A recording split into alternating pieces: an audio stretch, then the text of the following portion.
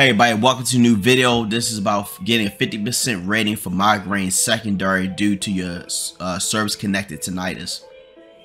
So, like I said again, this video about getting 50% rating of migraines for your service-connected tinnitus. So you first have to be service-connected for tinnitus. Some MOSs are presumptive. I was an OA 11 in the Marine Corps, so that was one of the presumptive MOSs for tinnitus for 10% rating. So with my initial journey with migraines, I originally filed it in 2019, I believe, along with sleep apnea and another musculoskeletal condition. And what I did was I filed the sleep apnea musculoskeletal condition first, and then 3 months later I filed the migraines. What the VA ended up doing, they grouped them all together, because they still haven't made the decision on the first 2 claims, which I thought was kind of crazy. So in 2020, I finally got a decision back for the migraines. It was a records review only, and it was denied. Even though I went to sleep study, blah blah blah, they denied it. Then I said, okay, where's the rating for or decision letter for the migraines? There wasn't one. And I looked on va.gov, they closed the case. I called the 1-800 number, I said they closed it. I said they haven't given me a decision on the migraines. It's like it never existed. So sometimes when you do claims, whether they're a month apart, 6 months apart, if they haven't made a decision on the initial one, they're all gonna get grouped together.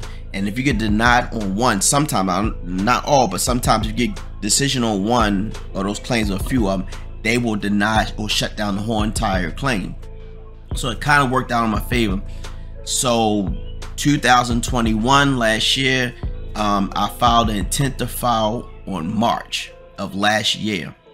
So it gave me time to build my case.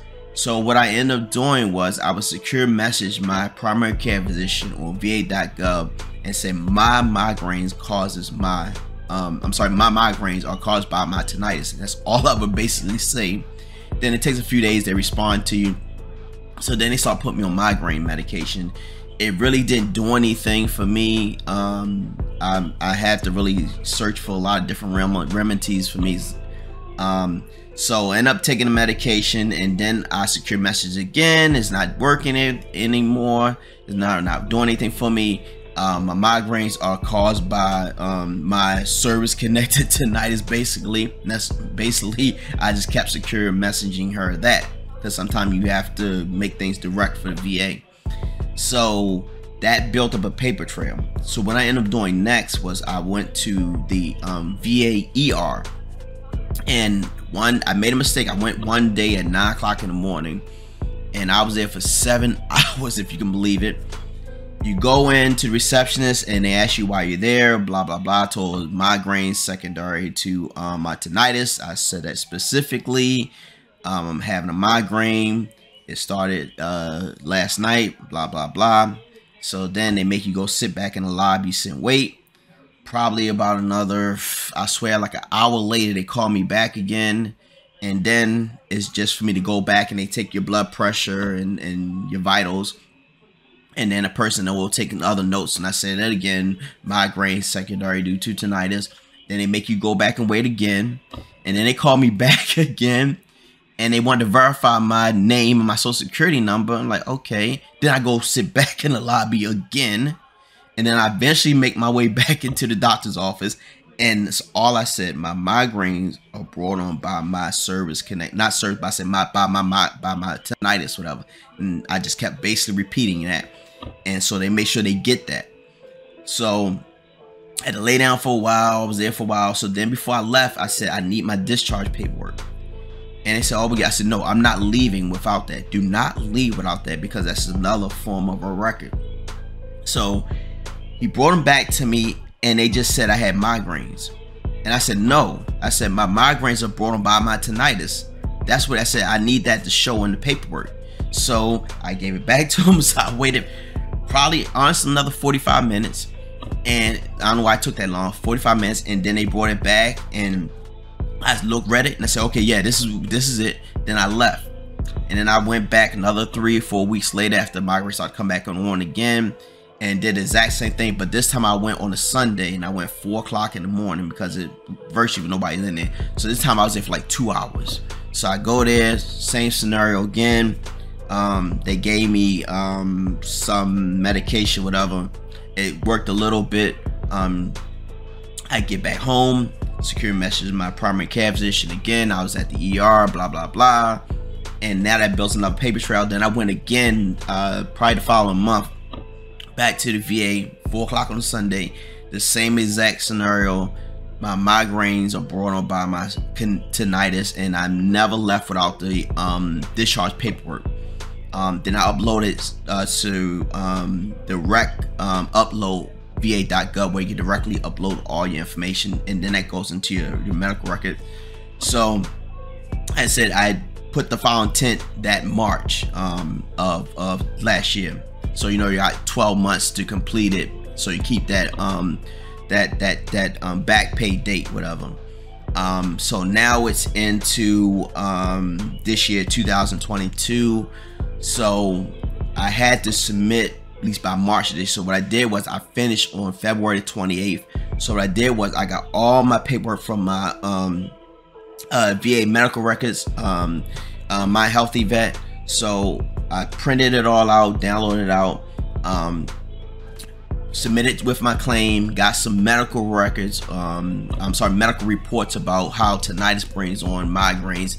I did a couple articles that way, uploaded that way, but I did build a paper trail on all my ER visits from the VA ER and my secure messaging from my primary care physician. Uploaded all that, and I had 2 buddy statements from my family members. Also include that as well. So that was February 28th, I believe, that I hit submit. So a few weeks later maybe about a week later come by, I get a letter from QTC. So QTC scheduled me for up and coming C&P exam. That was actually, I don't think that was a week late, probably like 4 days after I hit submit. So it was probably 4 days after that. So I get it. It gives me the physician name, blah, blah, blah. But then it says something funny. I'm looking at it. I said, what does that mean? It said records review only. I'm like, oh, Lord, here we go again. Because that was my sleep apnea was. And I got screwed on that. So I'm like, oh, here we go again. So it gave me the doctor's name and everything on it. So I did some research. He was based in Virginia. And he was a general practitioner. He only had his license to do C&P exams for 1 year, and he was a general practitioner. He owned a gym before that. He was like a health fitness specialist. So I called QTC. I said, how's he qualified to do migraines or tinnitus? How's he qualified? And all they would ever tell me that he passed the certification to do C&Ps. I said, bull. He don't have no specialty in none of this stuff. So I did some research on him, and I'd already written my complaint letter already, had it ready to go, because I just knew what was going to happen. And I believe I did call the White House hotline. So they just told me, be patient and see what the outcome would be. I said, okay, all right. So I got a letter towards probably the middle of March. So now this is a window of 3.5 weeks, whatever. And it said it need further evidence. But mind you, I did file another claim for increased PTSD, and that was a phone C&P exam. We ended up getting, I'm sorry, it wasn't. It was a video conference C&P exam. The signal got messed up, so she ended up calling me, and I ended up getting an increase for that. So what happened was I got this letter saying they need more evidence. I'm like, what else do they need from me? So I'm angry and upset. So I called the 1-800-827 number, and I'm like, I gave him everything I need to give him, and we talking. And the guy, mind you, I'm at 80%. So the guy says, well, yeah, you're at 90%. I said, 90%? I said, I'm not 90%. So you got the wrong person. So I gave my social security number again. He said 90%. I said, sir, I'm 80%. I'm not 90. That's somebody else. So he said, well, congratulations. You're at 90% now. I'm like, 90%. So I did the numbers, and I said, I don't know if the PTSD increase put me at 90%. It really wouldn't have.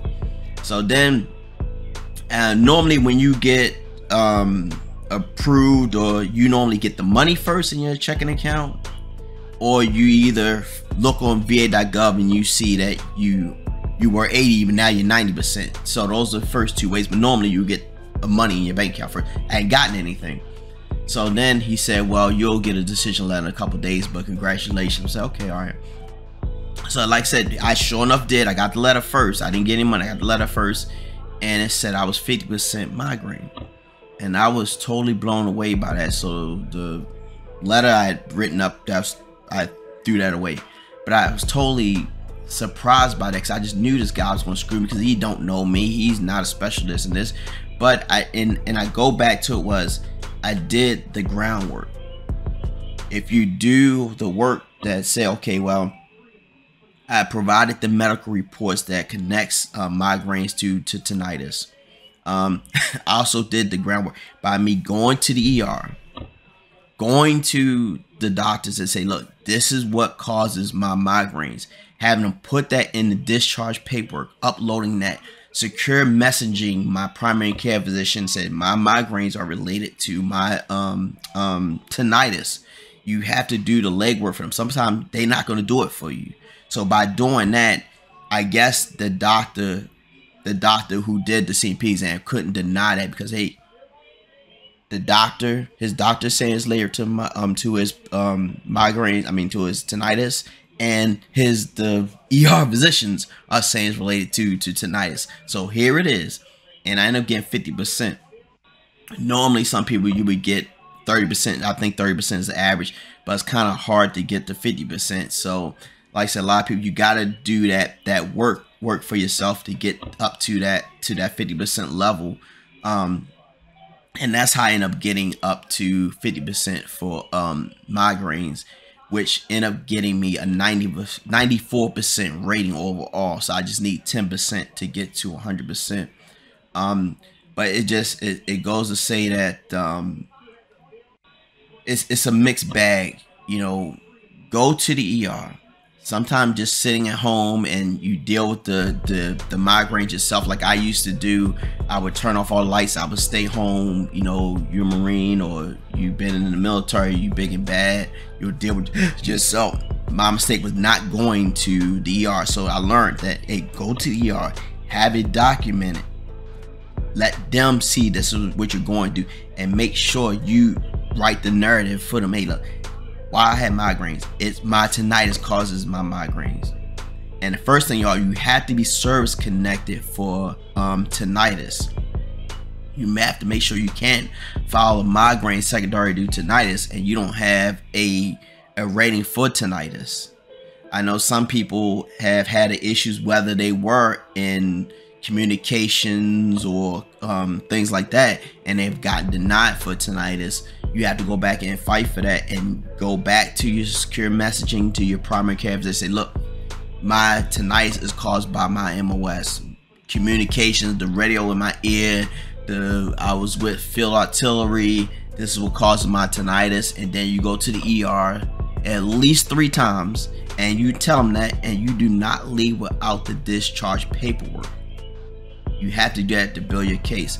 So this is how I end up getting 50% migraines. I know the average, like I said, I believe the average is 30%, but I end up getting 50% right off the bat, and it was a records review only, which is, they could go either here or there.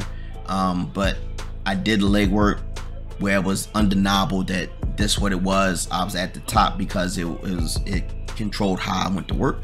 All the time I lost off of work when I did experience a migraine, my family situation, which caused me to totally shut down. And I also shut by going to the ER. You do it in front of a trained medical personnel, and then they write the notes down and say, okay, this person came in, these are the things that person experienced in front of me. So that's how I end up getting my 50% rating for migraines. Like I said, I'm at a total percent of 94%. So all I need is 10% to end up getting to the 100% threshold. So if you want to take some advice from this video, like and please subscribe. Just trying to grow this channel to support children and adults with special needs. But like I said again, follow those steps. That hopefully will get you to, even if it's 30%, but hopefully it'll get you to the 50% rating, and whatever your total rating is, it'll push you closer to 100, or not over to that the 100% threshold. So thank you guys, I appreciate it. Take care.